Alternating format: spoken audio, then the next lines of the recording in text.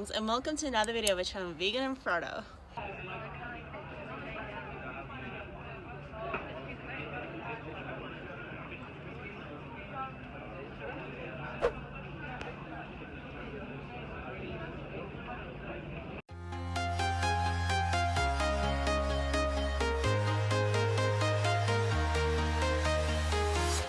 I'm walking alone, the streets are empty. The only thing I can see is my own silhouette. I'm getting stronger, step by step. The clock is ticking, but there's no time for regrets. I've been flying from town to town, from London to Taiwan. I've been all around the globe, trying to protect your soul. We are heroes tonight. We will fly above the sky. As you know, I flew into Amsterdam and I spent like half a day, you can say, just rolling around, like checking out all the different things. And what is my impression and what kind of things I've learned there, what kind of things that jumped out at me. We're all going to talk about that in this video, so if you're interested, stay tuned.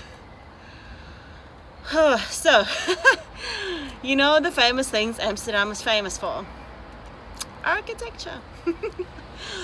Although, mind you, I absolutely love the architecture and all the channels, all the beautiful channels and bridges and buildings were absolutely stunning there.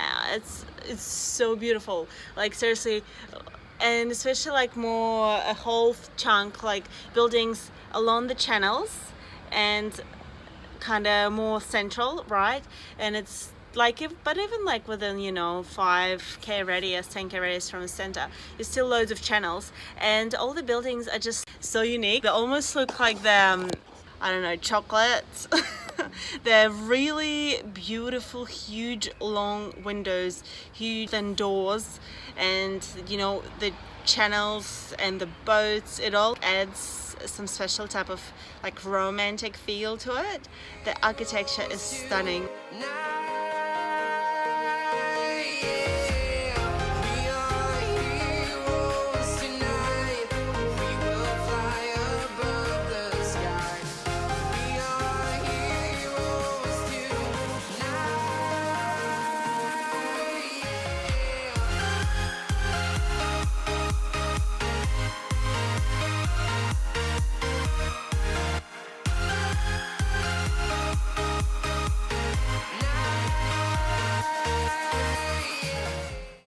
One of the big questions I had is Holland, Netherlands, Amsterdam, Dutch language. I was just like, what is all this? Like, you know, Germans live in Germany and speak German language. Why there is like a million different names for the same thing over in Netherlands? You know, like take out Amsterdam, right? But like Netherlands, Holland, and Dutch. I was just like, what is going on? So the way he's talking about it is that like they have two areas, regions in the whole of Netherlands, the country, and there's South and Northern Holland, and all of the area is kind of called Holland, and that used to be is the center of the whole commerce, economics, politics, and all that stuff. And usually it's just foreigners that refer to the whole country as Holland, but in reality it's just the two provinces that are Holland, like all together. The rest, it's all just Netherlands, and people like call this they say I'm from Netherlands or we're Dutch, but that's just a translation to English, like, because you know you can say sprechen Sie Deutsch, it's like speak German, right? And that's just, they're like, because it's a Germanic language that they speak, like part of that family. It's very, very, you know, kind of intermingled, and there's just a translation for that type thing. So I thought that was pretty interesting. There is an area like sort of west, like sort of in the west, but like closer to the border with Belgium in the side here again, but coastal, called Zeelandia. And I lived for about a decade in New Zealand, right? So basically that New Zealand was called New Zealand, based on that area Zeelandia, and that was because the history would have it that the Dutch people, a lot of Dutch people came. There was like a Dutch what's called, tell me the word, the person that explores, I forgot the word, like captain, I think, let's just call it captain, explorer, went into New Zealand, and he basically like discovered and was there. So but then the British came and they took over the whole thing, but the name stayed as Zealandia. That was like his, like the last name or first name or something like that, like he called it Zealandia. And similarly to Tasmania is, which is part of Australia, of course. It's a Dutch name, and it's also based on the Dutch explorer, Tasmania. Yeah. So super interesting. Very, very, very cool. Loads of different things, going on over there. Also, yeah, like they're wanting to move to electric cars, they're wanting to move to renewable energy. There's a lot of recycling stuff going on. There isn't much like resources wise, like, coal, iron, all of that, oil, none of that really in Netherlands. Well, basically it's a swamp area. But the main thing, because I asked him, was like, so what is it that grows in the country, and what are your exports? So the thing that would be the biggest export for them, well, he said, they grow a lot of like potatoes, a lot of cauliflower, a lot of like kind of agricultural type stuff that grows well in that sort of soil. But he's like, the biggest export that we have is actually the knowledge. So a lot of people get educated, and they go outside and they take their knowledge with them and basically live in the world and do all the things. And it's funny, and he pointed out, and I should have thought of that, but for some reason I just didn't. Shell, the company Shell, that's a Dutch company. It was started there in Netherlands, because it's like a Royal Dutch company. Shell, Royal Dutch, I should have just, but it didn't register at the time. But I thought that was pretty interesting, and it's pretty cool.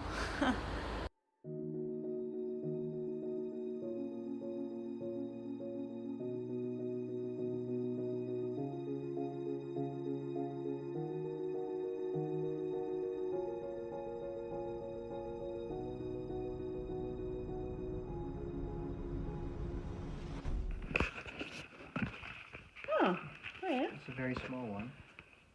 So what is it? So this just stays out, like you hook it onto your backpack? Yeah, I just put it like this. Oh, yeah? Have like a rope, Mm-hmm. which is around. Yeah. And it has like a little... Look, there are 2 battery packs. So they're connected to the... Yeah, Xtorm.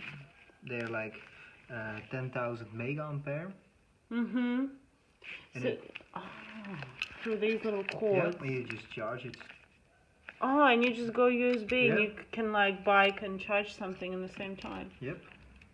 That is so cool. But you can also just put your phone directly on the Yeah. solar panel. So it's So like just, if it's a...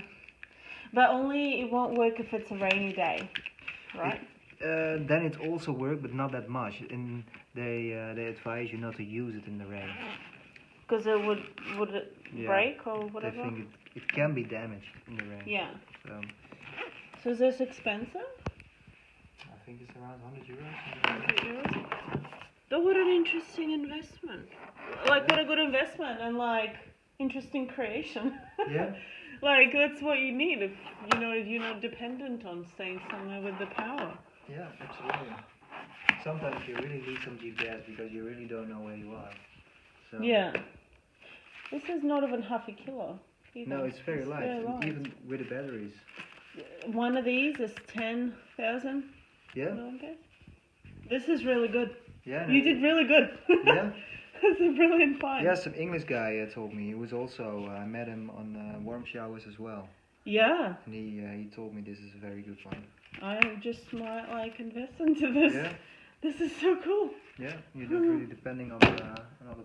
But I absolutely loved the country, loving the experiences, the people I meet, the chats I have, the knowledge I'm gaining, and just understanding, like a wider, greater understanding of different nations, different cultures, different traditions, different like foods and everything, like how everything is run, the politics of every country different, the different attitude, even the attitude. It's crazy to me that like Norwegians and Finnish people, they're like in the army, they're like trained to fight Russians. Yeah, like you come somewhere like Amsterdam, and the international relationships between the Amsterdam and the Russians, they're like really, really friendly, and just the attitude is completely, totally different. They're like buy oil from Russia, and they're pretty like happy, sweet, whatevs. They never mind. Like, an interesting thing, like there's another little cherry on top that I'll tell you in this video about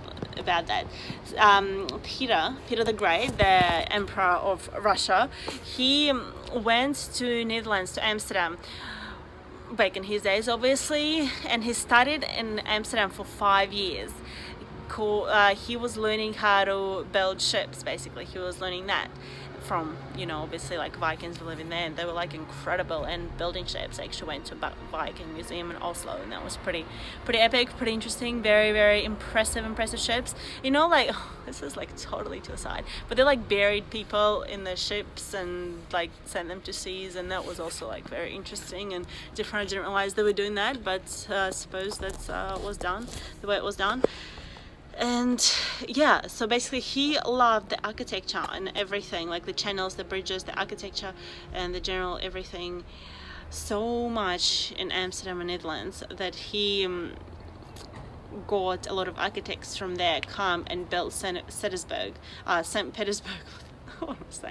Petersburg, and that's why St. Petersburg looks very, very European, because it was done and designed and completed by European architects from Netherlands and like Austria. I think some people came from Austria, and yeah, basically his idea was taken from Amsterdam. So it's they're very, very beautiful cities, and that just, yeah, that's like, I feel like that's like a little cherry on top. That's like, that's cool.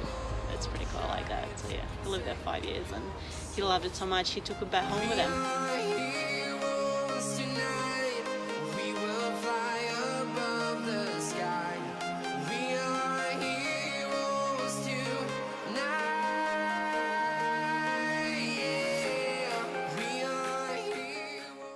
Beautiful, beautiful sunset in Amsterdam. So many boat houses. On this side there's just like hundreds, one next to the other. People doing what? Fitness. So let's see, like those houses, can you see? Those are too like dark. The sunset, like all those houses are boat houses. Let's say goodnight here. I hope you're having a beautiful, wonderful day. Hope you are remembering to stop counting calories, start counting health, count your adventures, count your patience. Be patient. Chase your dreams, even if you know it will take you ages and ages and ages. The time will pass, and you will be just that little bit closer to where you need to get to. Lots of love to you guys. Thanks for checking in, and I see you again soon. Bye.